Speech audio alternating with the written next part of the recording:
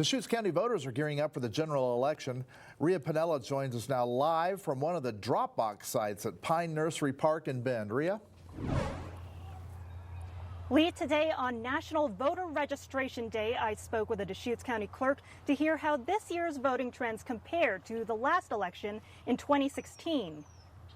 After a primary election like no other, Deschutes County is preparing for the general election coming up on November 3rd. Deschutes County Clerk Nancy Blankenship says since the last general election, Deschutes County has seen a sharp increase in voters. In Deschutes County, we had about 100,000 voters in 2016.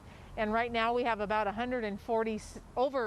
over 147,000 voters. Blankenship says even with a rising number of voters, another trend she's seen is a decrease in voter participation. She says in May of 2016, 24% of voters between the ages of 18 to 24 returned their ballots for the primary election.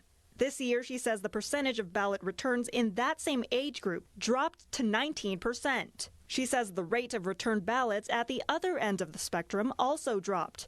About 70% of voters aged 55 and older returned their ballots in 2016, whereas 65% returned their ballots this year. Blankenship says the COVID-19 pandemic may have been a contributing factor. It was a very quiet season this last May.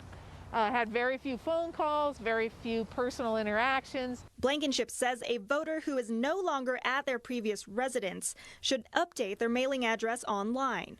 Ballots will be mailed out October 14th. You can use ballot drop boxes like this one to send in your ballot. However, one thing to keep in mind before you do is make sure your signature matches the one on file with the county clerk's office, or else your ballot will not count. Ballots must be received by 8 p.m. on Election Day to be counted.